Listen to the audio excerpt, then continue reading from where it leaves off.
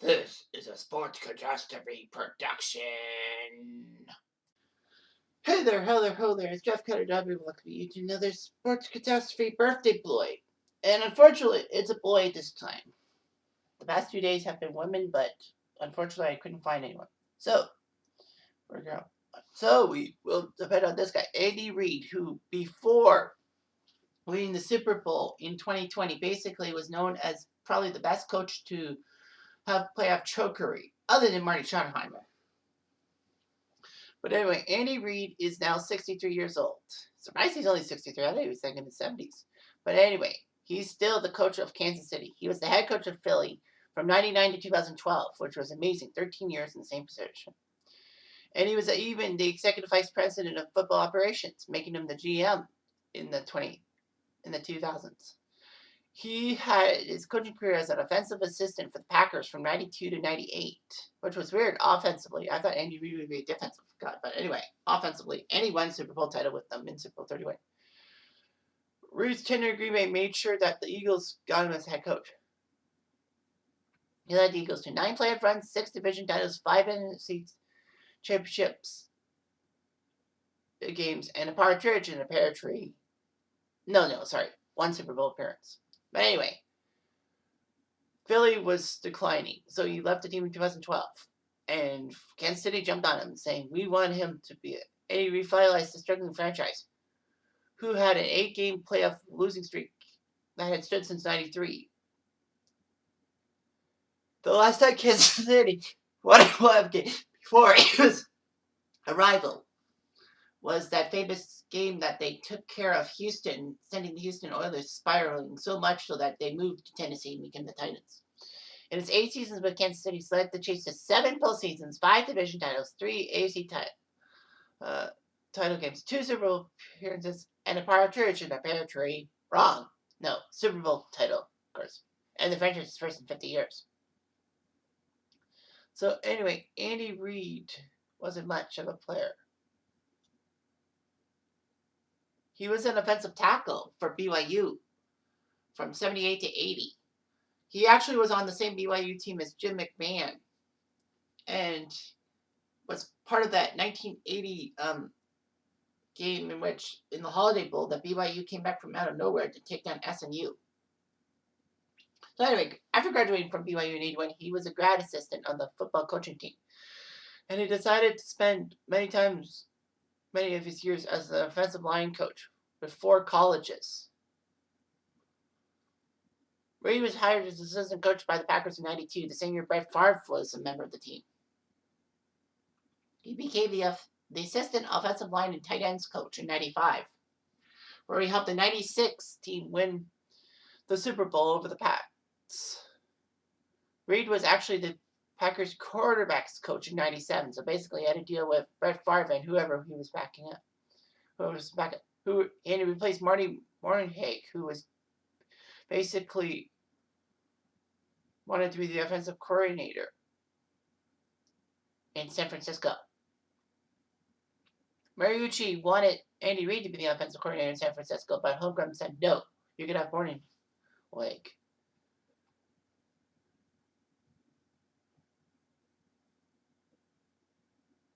Philadelphia President Joe Banner asked other teams' GMs for names of coaches that players complained about for being detail obsessed. Andy Reid had a 5-inch thick book on how he would run the team. The Eagles were impressed and decided to hire him. He was the second youngest head coach in the league after John Gruden, and the first to get the job while he was a quarterbacks coach without any coordinator experience. A lot of people were criticizing him in the Philadelphia media and all that. The rumors Philly wanted Mike Holmgren to replace Ray Rhodes. Holmgren decided to go to Seattle, but he advised the owner, Jeffrey Lurie, to hire Reid. Reid was given the job of being the GM as well. There was someone who actually had the title of GM since 2005, but Reid had the final say. Reid was their head coach. Philadelphia also had issues because they drafted Donovan McNabb instead of Ricky Williams. It worked out perfectly. McNabb was basically the best Philly quarterback since Ron Jaworski, and I don't think anyone Even Carson Wentz is close to being a Philadelphia legend with a second overall pick. However, Reid did start Doug Peterson for the first 9 games of the season. I guess to ease McNabb into it. They improved their record to 5-11. And even more so, Philadelphia finally won a road game for the first time in 19 games, beating the Bears October of 99. However, in the 2000 season, they did much better. They were 11-5 and won their first playoff game in 5 years, beating Tampa Bay in Philadelphia on New Year's Eve in the wildcard game. Although they would lose in the next round. But in 2001, Reid's Eagles won the first of 4 straight NFC East titles, the longest streak in franchise history, and got to the championship game in every season. In 01-02, Philadelphia had to deal with the juggernaut St. Louis Rams, who were not going to lose to the Eagles on home turf. In 02-03, Philly hosted Tampa Bay, and Tampa had never won a game in which the game time temperature was less than 30 Fahrenheit. Well, that broke tradition. 03-04, the Eagles would take on the Carolina Panthers, again at home, hopefully trying to break that slump. But no, Carolina shocked everyone. Besides, the Panthers shocked St. Louis in double overtime in the divisional round. So once again, Philly was short of the playoffs. And for the first time since Dallas in the 1980s, the team went to 3 straight conference championship games and did not come up with a win. However, the 04-05 season was different. The Eagles did win the conference championship this time.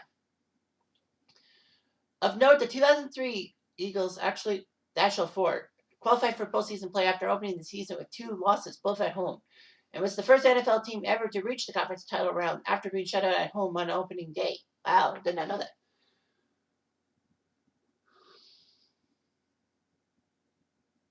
The Eagles started off 13-1 in the 04-05 season, and clinched the NFC #1 seed, but they rested their starters. But they crushed Atlanta and Michael Vick 27-10 to get to the Super Bowl, where they lost to the Pats 24-21. Although, it must be said that Andy Reid's clock management was why the Eagles lost. Reid was not doing so well after that. Terrell Owens came into Philadelphia with the flamboyant persona. Well, he played 1 year. He got hurt and then he came back to the Super Bowl. But T.O. was becoming very unmanageable. Basically, Reid deactivated him midway through the season. And Donovan McNabb got hurt. Later on, the Eagles would finish 6-10. The Eagles had a roller coaster game and all that. They were 5-6, but with Jeff Garcia coming off the bench, the Eagles won their last 5 straight to win the NFC East title. Never mind make the playoffs. They took care of the Giants in the NFC wildcard game, but lost to the Saints in the divisional round.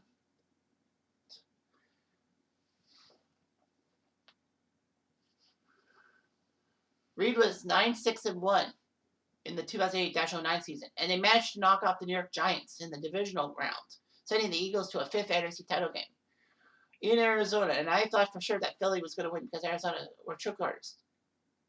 Sadly, though, Cardinals won by 7. However, the team was even more devastated by the loss of Jim Johnson, who was the defensive coordinator for Reid's career and turned the Eagles into one of the elite defenses. I guess he died. Anyway,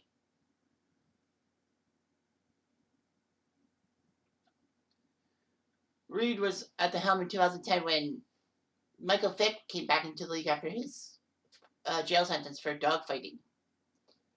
So anyway, Michael Vick was named the starter in 2010-11, and the Eagles traded McNabb to the Redskins.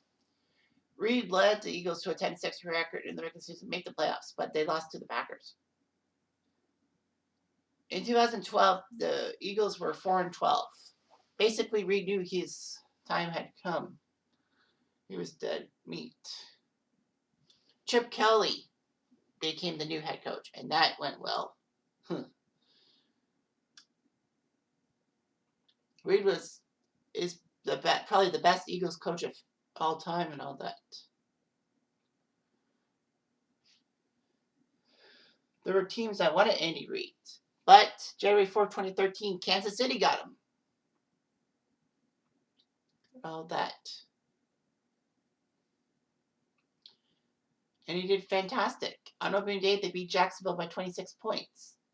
Ironically, in week 3, the Chiefs had to go to Philadelphia to play the Eagles, where Reid used to be head coach, and on Thursday Night Football, no less.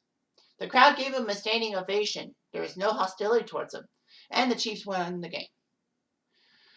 Reid got the Chiefs to a 9-0 start, tied for the best start in franchise history.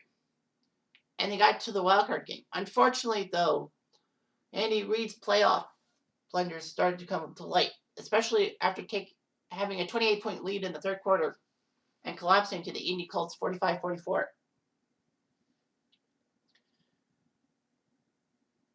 Strange as it sounds, in the 15-16 season, the Chiefs were in trouble. They were 1-5. However, the Chiefs were poised and went 10 straight to make it 11-5 and get in the wildcard round. The Chiefs crushed Houston in the wildcard game, and that was the first time the Chiefs won a playoff game since that 94 game against Houston in the divisional round. Pats narrowly beat Reid and the Chiefs 27-20. And of course, Reid was criticized for his clock management near the end of the game, not calling any timeouts in a fourth quarter drive that cut the Pats' lead down to a touchdown. Anyway, Reid improved, and the Chiefs won their first division in 6 years in the 16-17 season. They were the second seed in the AFC. However, Pittsburgh shockingly took them out 18-16. Worst of all for Kansas City is that Jeff Reid put up 6 field goals to win the game. It's weird how Pittsburgh got 6 field goals. Didn't score a touchdown, and yet they still won. The Chiefs had issues and all that. But in the 17-18 season, they did clinch the AFC West with a 10-6 mark. They would lose again at home for the 6th consecutive time to the Tennessee Titans 22-21. And the Chiefs shockingly had a 21-3 lead at halftime. But the Titans scored 19 unanswered points, and Sean McDonough's voice broke like twice. However, 2018-19 was huge. Patrick Mahomes was the first year's primary starter at quarterback, and he had an MVP season. The Chiefs were the best team in the AFC since 1997. All that. The Chiefs faced the Colts at home, and not this time. They ended their home playoff losing streak winning by a score of 31-13. The last time they won a home playoff game was wildcard round in the overtime against Pittsburgh. With the victory, the Chiefs hosted the AFC Championship for the first time in franchise history. But the Pats got them in overtime. It was close. And Reid became the 9th head coach to win 200 games at that time. And at the end of the regular season, and then after that 2018-19 season, with 206 regular season wins, he had the record for most wins of an NFL head coach not to win a championship. Of course, he doesn't have it now because obviously he won. The Chiefs were again 12-4 in 2019-20. They crushed Houston in the division round 51-31. I remember watching that game with my good friend Bill Lang at his home. And Houston was up, 24-0 or something like that? And then I told Bill was freaking out, and I told Bill, I said, it's only the second quarter. There's still, plenty of time. Lo and behold, I was right. And Kansas City crushed Houston the rest of the way by a score of 51-7. So basically, I called it, and I was wearing red at the thing. They beat the Titans 35-24. Yet again, the Titans were making it hard on the Chiefs, but I knew the Chiefs were going to win. Reid became the 7th head coach to lead 2 different franchises to a Super Bowl, and the Chiefs made their first Super Bowl appearance in 5 decades. In fact, the 15-year gap between his first and second Super Bowls as a head coach was the second longest after Dick Vermeil's 19 years. Vermeil coached the Eagles to the 81 Super Bowl and then the 2000 Rams. The Chiefs beat the Niners with a fourth quarter comeback, once again with a massive comeback, and giving Reid as a head coach finally a Super Bowl title and the franchise's first Super Bowl victory in 50 freaking years. The Chiefs looked good. They were 14-2. They were the best team in the AFC. They took care of Cleveland in the divisional round and Buffalo in the AFC title game, but Tampa with Tom Brady crushed them 31-9, and the Chiefs couldn't score a touchdown, and they lost by double digits for the first time in the Mahomes era. Wow. So yeah, his postseason mark is 17-15. It's above 500. Well, I guess it is above 500 with the past 2 years and all that. Yeah, 221 regular season wins, not bad. He's got 5 straight division titles for the Kansas City Chiefs. Nice. So yeah, Reid was a Lutheran. Unfortunately, he became a Mormon after meeting his wife Tammy. They had 5 children: 3 sons, Garrett, Britt, and Spencer, and 2 daughters, Drew and Crosby. Unfortunately, a couple of Reid's sons have struggled with drug and alcohol problems. Garrett suffered from drug addiction for several years and died of a heroin overdose in 2012. Reid, who is the Chiefs linebackers coach, actually slammed into a car carrying 2 small children. One is hospitalized with life-threatening injuries. Who knows how this will affect Andy Reid's coaching the rest of the way. But yeah, Andy Reid's a great coach and all that. At least he won a Super Bowl. Marty Schottenheimer never did. Anyway, I'm Jeff Diamond. Nadu.